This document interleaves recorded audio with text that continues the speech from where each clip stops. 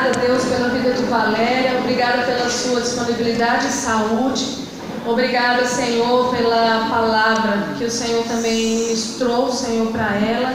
Que ela agora seja usada com graça pelo Senhor. Ó Deus, e que tenha a ousadia do Espírito Santo para falar, Senhor, aquilo que o Senhor deseja que nós ouçamos. Em nome de Jesus, amém. Glória a Deus, a graça e a paz do Senhor Jesus, amém? Eu não sei porque hoje eu estou com mais temor e tremor de pregar do que das outras vezes. E é bom, né? Porque isso significa a nossa dependência de Deus. Porque por mais que a gente se prepare, por mais que a gente estude, quando a gente chega aqui e bate esse frio na barriga, é porque é certo que Deus, a gente depende dEle, amém?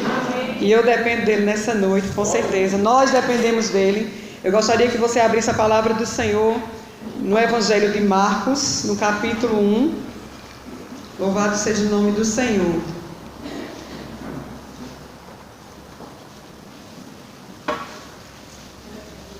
Marcos, capítulo 1. Nós vamos ler a partir do versículo 40. Diz assim, todo mundo encontrou? Quem encontrou vai ficando de pé, para eu ver que você já está com a palavra aberta aí.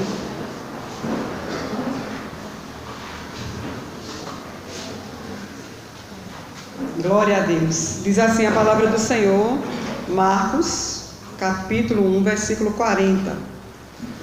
Um leproso aproximou-se dele e suplicou-lhe de joelhos: se quiseres, podes purificar-me. Cheio de compaixão, Jesus estendeu a mão, tocou nele e disse: quero, seja purificado. Imediatamente a lepra o deixou e ele foi purificado. Em seguida, Jesus o despediu com uma severa advertência: olhe, não conte isso a ninguém, mas vá mostrar-se ao sacerdote e ofereça pela sua purificação os sacrifícios que Moisés ordenou, para que sirva de testemunho. Ele, porém, saiu e começou a tornar público o fato, espalhando a notícia. Amém? Nós vamos ficar aí, você pode sentar.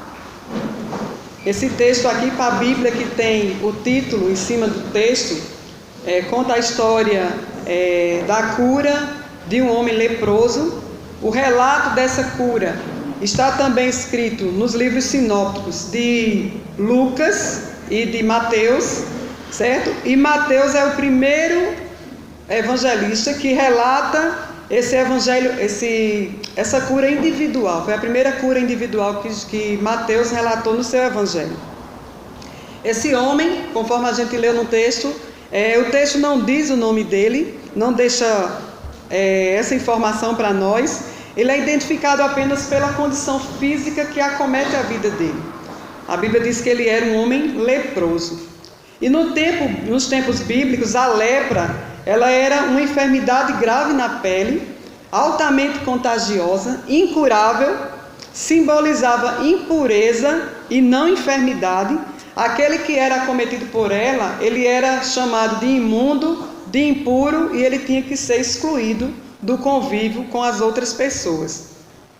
Quando a gente vai ver lá o livro de Levíticos, no capítulo 13, nós vemos que Deus ele dá uma orientação sobre a conduta com as pessoas que estavam com suspeita de ter lepra e que tratamento aquelas pessoas deveriam receber quando eram acometidas por esse mal, né? Então nós vemos que quando esse diagnóstico era feito e era comprovada a lepra, essa pessoa considerada leprosa era obrigada a rasgar as suas vestes, andar rasgada a roupa, ela era obrigada a despentear o seu cabelo, ele era obrigado a viver isolado das demais pessoas e do convívio familiar, ele era expulso para fora do acampamento e ele era proibido de participar de qualquer cerimônia religiosa no templo, certo? Então essa pessoa, além de toda essa carga sobre a vida dela, sempre que fosse necessário, por algum motivo, essa pessoa passar no meio de alguma multidão,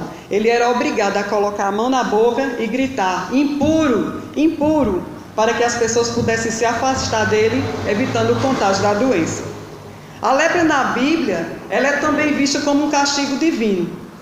Quando as pessoas desobedeciam a Deus ou pecavam contra algo que Deus tinha mandado elas fazerem, nós vemos que como castigo, elas também se tornavam leprosas. Foi o que a gente viu no caso de Miriam e foi o que a gente viu no caso do rei Uzias. Todo mundo aqui acho que conhece a história dos dois, né?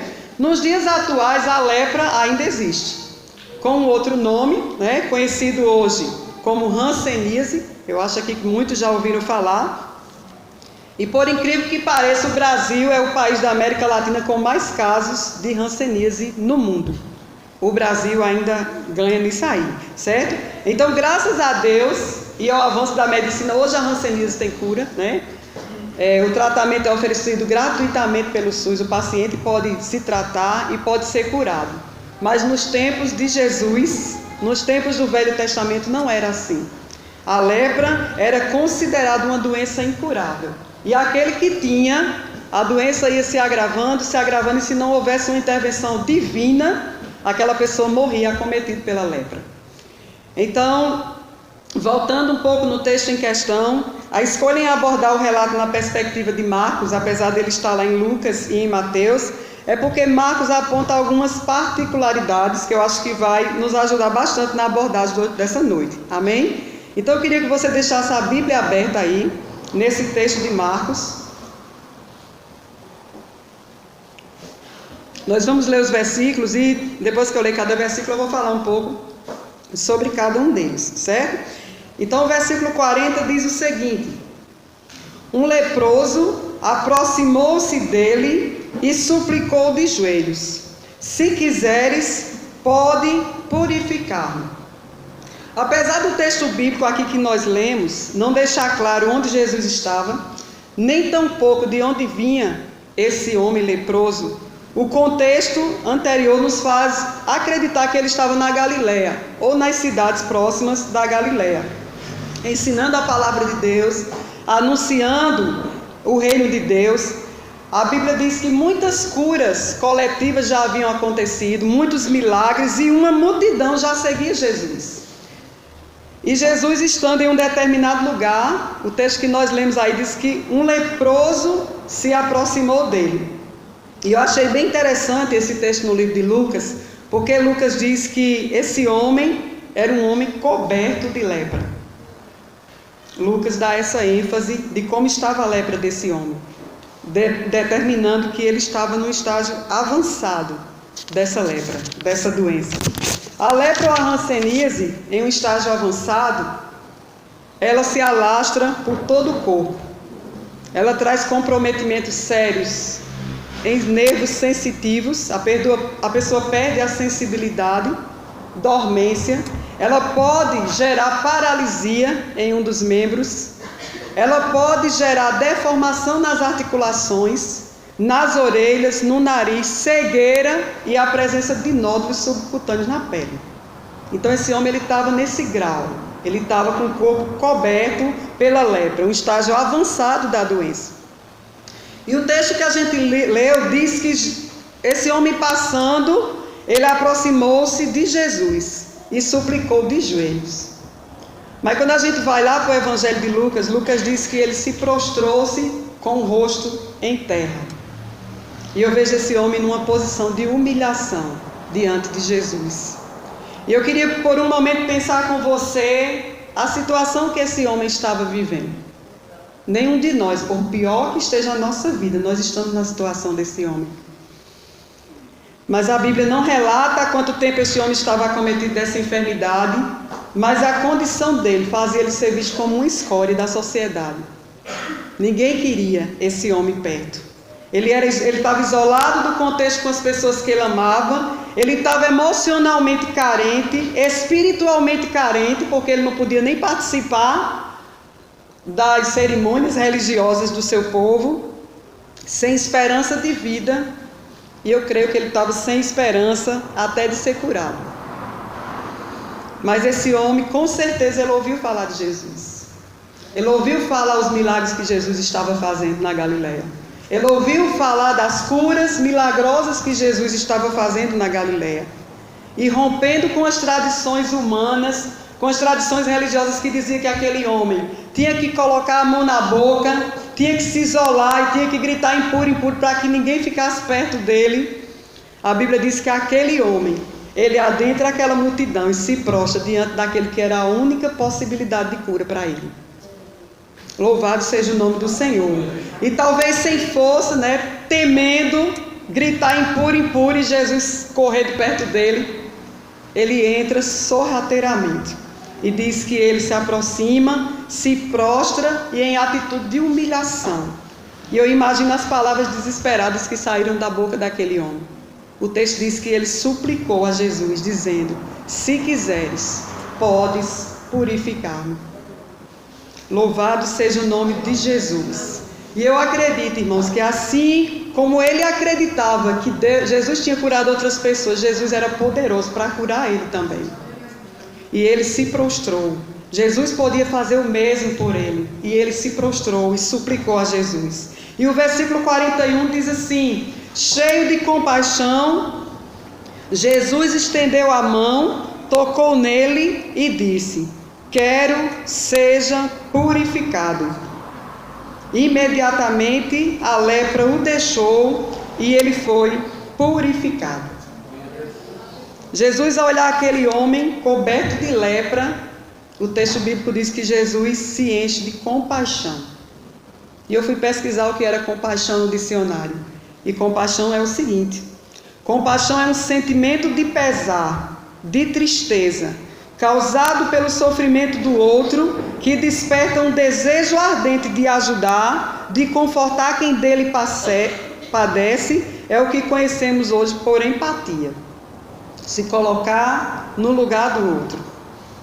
E ao olhar aquele homem coberto de lepra, eu não sei qual era o estágio que ele estava da lepra, a Bíblia só diz que ele estava com o corpo coberto, mas nós sabendo agora como é que esse grau pode atingir outros órgãos, atingir outras partes do corpo da pessoa, eu fiquei imaginando que esse homem talvez estivesse aleijado, ele talvez estivesse manco da perna, talvez ele estivesse cego de um olho, talvez ele já estivesse com o corpo dele deformado, sujo, maltrapilho. E a Bíblia diz que Jesus, ao olhar para ele, Jesus se enche de compaixão.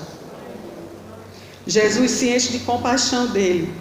Porque se apenas uma mancha, queridos, na pele, depois que era diagnosticada, excluía a pessoa da sociedade, imagina uma pessoa com o corpo totalmente coberto pela lepra, como era esse homem. E quando Jesus olhou para aquele homem, eu acredito que Jesus viu além da aparência física daquele homem. Porque Jesus, ele vê além da sua aparência. Você pode dizer isso para a pessoa que está do seu lado? Jesus vê além da sua aparência. E Jesus viu o interior daquele homem. Ele viu a carência emocional, ele viu a carência espiritual, ele viu a desesperança que estava afetando a alma dele. Ele viu a rejeição, a indiferença. O texto bíblico diz que ele, estendendo a mão, ele toca nele. Jesus toca nele. Talvez se a gente estivesse aqui diante de uma pessoa, talvez até com a pele descamando, não fosse nem lepra, a gente fosse orar por ele, a gente orava de longe com medo de pegar. Mas o texto bíblico diz que Jesus toca nele. E esse é o único relato sobre cura de leprosos na Bíblia que diz que o leproso foi tocado. Porque quando a gente vai olhar o texto lá que fala da cura dos 10 leprosos, Jesus manda eles irem e se apresentar ao sacerdote. E a Bíblia diz que enquanto eles caminham em direção ao sacerdote, eles são curados. Quando fala do texto de Naamã, diz que Eliseu, mesmo sabendo que ele era um comandante da alta sociedade, Eliseu não sai nem dentro de casa. Diz a ele: vá lá e mergulhe 7 vezes no rio. Naamã. Eu disse quem? Naamã mesmo. Eliseu manda ele ir. E ele vai lá e mergulha 7 vezes e é curado. Mas esse texto que nós lemos, ele diz que Jesus, ele toca a vida desse leproso. Esse leproso, ele é tratado por Jesus de forma diferente. Ele é tocado porque mais do que uma cura física, esse homem, ele precisava de cura nas emoções dele. Ele precisava de cura no interior dele. E só quem pode curar o nosso interior, só quem pode curar as nossas emoções é Jesus Cristo. Só Ele é Senhor sobre as nossas emoções, sobre o nosso homem interior. E eu acredito que ao tocar nele, Jesus estava dizendo: eu aceito você do jeito que você está. Porque eu sei que eu posso tocar em você e transformar você. E Jesus toca naquele homem. A Bíblia diz que quando Jesus toca nele, Jesus não apenas toca, mas Jesus diz em alto e bom som para aquela multidão ouvir: eu quero, seja purificado. Aquele homem que se considerava impuro, indigno, ao receber o toque de Jesus e ouvir as suas palavras, a Bíblia diz que ele é curado imediatamente. Esse homem, ele não precisa caminhar até o sacerdote, ele não precisa mergulhar 7 vezes, mas ele é curado instantaneamente com o toque de Jesus. Jesus cura a doença física, cura a doença emocional, a doença espiritual daquele homem, e o texto diz que ele purificou ele completamente. Ele foi completamente curado pelo Senhor. E sabe o que eu aprendo com isso, queridos? Que Jesus se importa integralmente com a nossa vida. Ele não está interessado só na nossa alma, mas Ele está interessado na nossa saúde emocional, Ele está interessado na nossa saúde física, porque Ele enxerga o nosso interior e Ele sabe aquilo que cada um de nós precisamos. Louvado seja o nome do Senhor. O versículo 43 diz o seguinte: em seguida, Jesus o despediu com uma severa advertência: não conte isso a ninguém, mas vá mostrar-se ao sacerdote e ofereça pela sua purificação os sacrifícios que Moisés ordenou, para que sirva de testemunho. Jesus cura totalmente aquele homem e o adverte a não contar para ninguém. E era porque ele não queria que a sua fama se espalhasse ainda mais? Não, não era por isso. A lei de Moisés dizia que apenas o sacerdote era quem podia fazer o diagnóstico da lepra. Apenas o sacerdote podia examinar novamente o leproso e dizer se aquele leproso estava curado ou se não estava curado. E eu creio, irmãos, que quando Jesus disse: vá se mostrar ao sacerdote, Jesus estava querendo que o próprio sacerdote testemunhasse que aquele homem fora curado por ele. Glorificado seja o nome do Senhor, porque ao declarar a cura daquele homem, o sacerdote estaria testemunhando que tinha acontecido um milagre, e só quem podia ter feito o milagre era Jesus. E Jesus sabia disso. E Jesus disse: vá lá, apresente-se ao sacerdote e ofereça pela sua purificação o sacrifício. Jesus falou isso para ele, mas Jesus já tinha curado ele. E eu queria ler para vocês aqui em que consistia essa cerimônia de purificação que Jesus mandou ele apresentar. Ele não precisava mais apresentar, ele estava curado. Mas Jesus, ele queria cumprir o que a palavra diz, porque ele não veio anular a palavra, ele veio cumprir a palavra. Amém? E diz que a cerimônia de purificação consistia em que a pessoa, após ser examinada pelo sacerdote e considerada curada, ela devia apresentar-se novamente ao sacerdote, levando consigo 2 aves vivas, um pedaço de pano vermelho carmesim, que simbolizava a energia vital do corpo, uma madeira de cedro, que representava a incorruptibilidade, e um ramo de isopo, que representava a purificação. Diz que o sacerdote tomava uma daquelas aves vivas, sacrificava ela num jarro de barro, misturava com a água corrente, e aquela água misturada com sangue. Ele molhava a ave viva, o carmesim, o isopo, e ele aspergia aquela água com sangue sobre o homem que deveria ser purificado por 7 vezes. Depois que ele fazia todo esse ritual, se concedia a purificação, a saúde, a incorrupção e a força.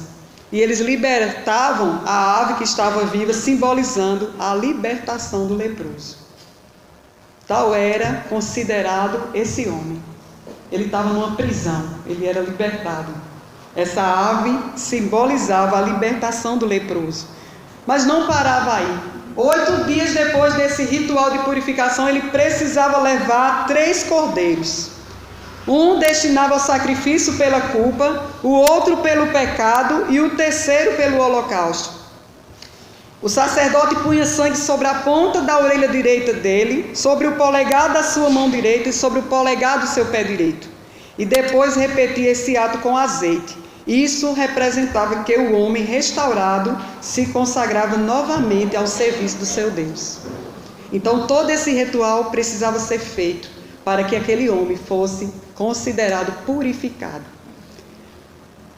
Mas a gente vendo o versículo 45, a gente vê, o texto diz assim: ele, porém, saiu e começou a tornar público o fato, espalhando a notícia. E eu não sei vocês, queridos, mas eu acho que eu teria desobedecido a Jesus do mesmo jeito.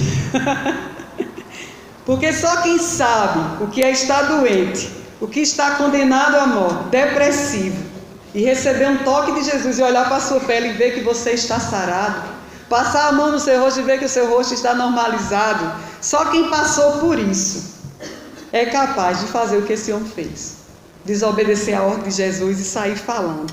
Ele foi curado no seu corpo físico, ele foi curado nas suas emoções, ele foi tocado pelo Espírito de Deus. E sabe de uma coisa? Ele estava tão cheio de Deus que ele precisava falar. Ele precisava compartilhar, ele precisava expressar a alegria que ele estava sentindo de ser curado por Jesus. Glória a Deus, louvado seja o nome do Senhor. O Evangelho de Lucas nos relata que as notícias a respeito desse feito de Jesus se espalharam tanto que multidões vinham ouvi-lo e ser curadas por ele. Louvado seja o nome do Senhor. O avanço do reino acontecia. Multidões eram despertadas para ouvir a pregação de Jesus, para seguir Jesus. Cada vez que um milagre de Jesus era testemunhado, multidões eram aclamadas para vir atrás de Jesus. E sabe uma coisa, queridos? Nós precisamos orar para que milagres aconteçam em nossos dias, para que milagres aconteçam no nosso tempo, porque a Bíblia diz que Jesus é o mesmo ontem, é o mesmo hoje e o mesmo eternamente. E se Jesus não muda, o mesmo Jesus que curou há 2000 anos atrás, ele pode curar hoje. Amém? Vocês creem que ele pode curar? Eu creio que ele pode curar. O mesmo Jesus. E o que falta então? Se Jesus é o mesmo ontem, é o mesmo hoje, será o mesmo eternamente, o que falta? Eu perguntava a Jesus: o que é que falta, Jesus? Se você é o mesmo ontem, o mesmo hoje, será o mesmo eternamente, a tua palavra diz que ela não passa, que tudo vai passar, mas a sua palavra vai permanecer para sempre. Por que a gente não consegue ver milagres? E Jesus falava ao meu coração: falta de fé, falta de paixão, falta de fogo no Espírito. Falta convicção na vida do crente de saber quem Jesus é e o que ele pode fazer. A lepra que acometia a vida desse homem era uma enfermidade física, que provavelmente se iniciou com uma pequena manchinha no corpo dele e logo se alastrou, cobrindo todo o corpo daquele homem. Mas existe uma lepra espiritual chamada pecado. E ela começa como algo insignificante nas nossas vidas. E não é só na vida de quem está no mundo, não. É na vida de quem está dentro da igreja. O pecado começa com uma coisinha boba. Ah, isso tem nada a ver.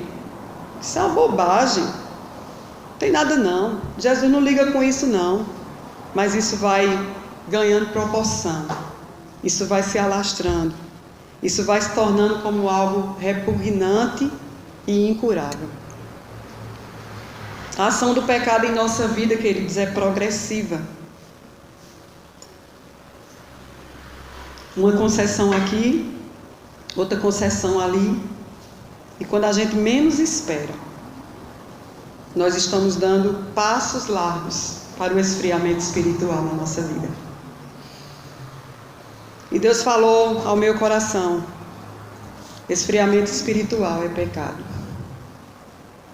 Esfriamento espiritual é pecado. Porque se você não tem sentido prazer de buscar a palavra do Senhor, de ler a palavra do Senhor, quando ele diz lá em Josué: não te apartes desse livro da lei, medita nele de dia e noite. Se você não tem feito isso, você tem desobedecido a palavra do Senhor e você está em pecado. Nós pecamos quando negligenciamos o que Jesus, o que Deus está estabelecendo na sua palavra para as nossas vidas, e a gente decide de livre e espontânea vontade não obedecer ao que Ele fala.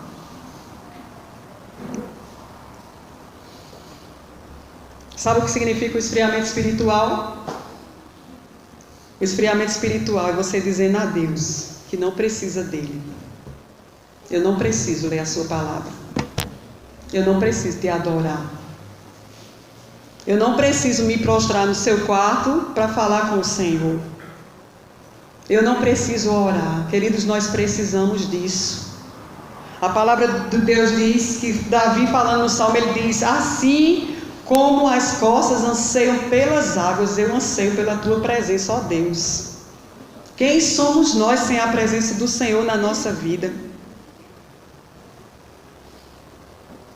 E Deus me mostrava, queridos, que o esfriamento espiritual aconteceu com o povo dele também, o povo de Israel, o povo que ele tirou do Egito com a mão forte e poderosa. Bastou Moisés, que representava a presença de Deus no meio daquele povo, sair do acampamento durante 40 dias, que aquele povo fez um bezerro de ouro para adorar.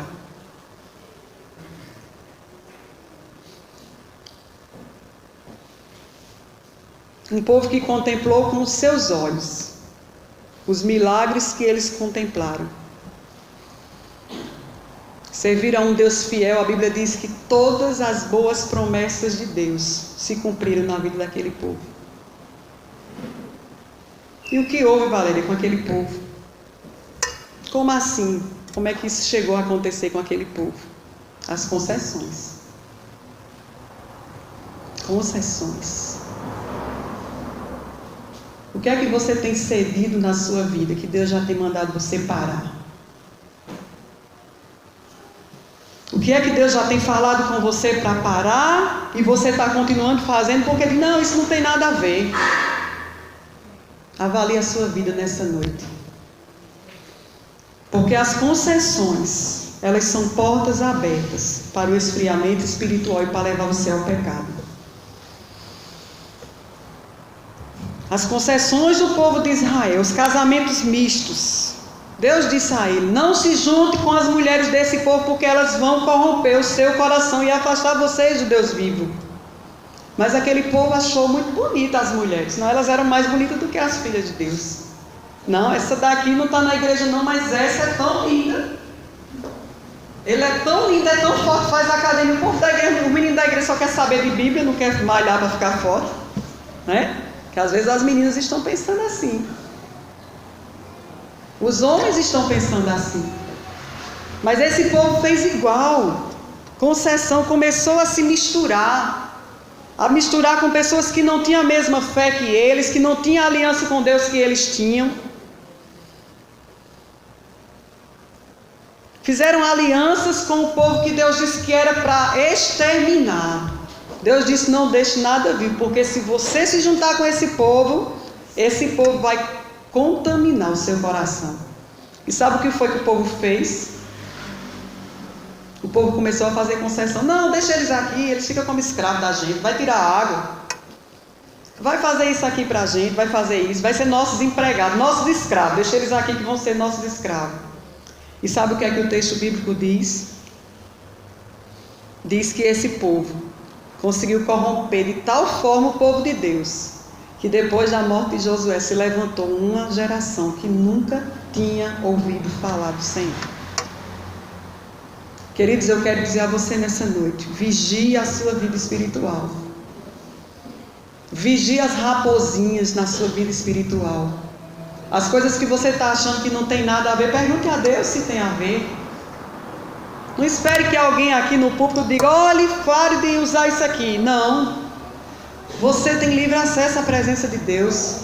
Se Ele já tem inquietado acerca de alguma coisa, você tem que se levantar, se ajoelhar e pedir perdão a Ele e mudar a sua conduta. Você não precisa que ninguém chegue aqui para apontar o dedo e falar individualmente com você. Deus está falando com você através da palavra dEle. E você precisa tomar uma posição. Mas há solução para a nossa vida. Amém? Amém? Jesus, Ele é bom. Ele é aquele que cura o leproso. Ele é aquele que olha para o nosso íntimo e vê aquilo que a gente está precisando, aquilo que a gente está necessitando, as nossas deficiências, as nossas dificuldades, as nossas fraquezas. E Ele se compadece de nós. Louvado seja o nome do Senhor. E eu não sei como anda a sua vida espiritual, querido, a sua fé. Mas Deus falava ao meu coração, assim como eu me compadeci desse leproso, eu me compadeço do meu povo. Eu tenho misericórdia do meu povo. Eu me compadeço do meu povo. E assim como eu purifiquei esse leproso completamente, eu posso fazer o mesmo com a minha igreja. Eu posso fazer o mesmo com a minha igreja. E eu queria dar oportunidade a você nessa noite de se consertar diante do Senhor. Eu queria pedir ao Ministério Tenda do Encontro que viesse cantar aquela última música que eles cantaram. A última do repertório, antes do ofertório, Laços de Amor. Eu queria pedir para eles virem aqui. Iglei estava falando algo que só confirmou o que Deus queria fazer nesse momento aqui na igreja. Ela disse que quando terminou o culto, os irmãos saíram e de repente 2 ou 3 resolveram se ajoelhar na igreja e outros foram vendo e vindo e se agregando àqueles que estavam ali ajoelhados. E de repente, as redondezas daquele lugar foi impactada pelas orações daquele povo. E eu queria dar a oportunidade a você nessa noite, de você se colocar diante do Senhor. Eu queria pedir que você se ajoelhasse, em posição de humilhação diante de Deus. Porque esse homem, esse leproso, ele não conhecia de Deus o que você conhece. Ele não tinha aliança com Deus que você tem. Mas eu creio que você se prostrando diante do Senhor em atitude de humilhação, dizendo a Ele: Senhor, eu dependo do Senhor. Eu dependo da sua graça sobre a minha vida. Eu dependo, Senhor, da tua mão, do teu toque nessa noite, para me purificar, para começar algo novo na minha vida nessa noite. Senhor, vem com o teu toque. Vem tocando o teu povo, Senhor. E eu queria que você colocasse o seu coração diante do Senhor agora. Faça uma oração aí, enquanto o louvor tocar.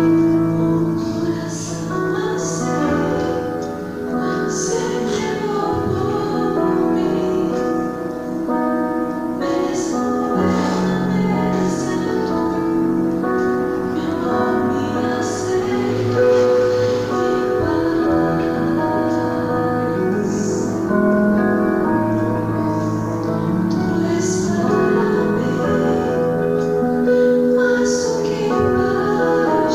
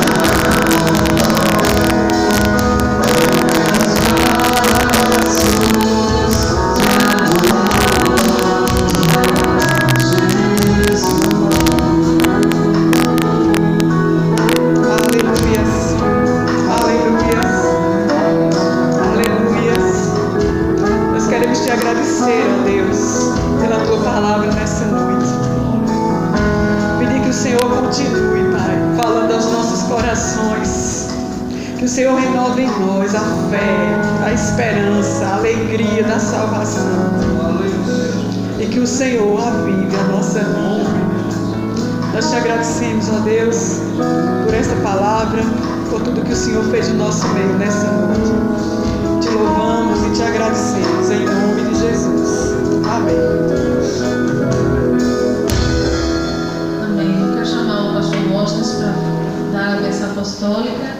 E o Ministério de Louvor, a parte que vai para a Geração Mais, vai ficar aqui ainda ensaiando após o culto. Então, eu peço que vocês continuem orando por nós e que as famílias não se preocupem, que a gente vai ver como é que faz, dando carona ao outro. Pode sentar, irmãos, vamos para os avisos ainda. Glória a Deus, agradecemos ao Senhor pela palavra de confronto. Quantos foram abençoados hoje de noite? Você foi confrontada pela palavra de Deus.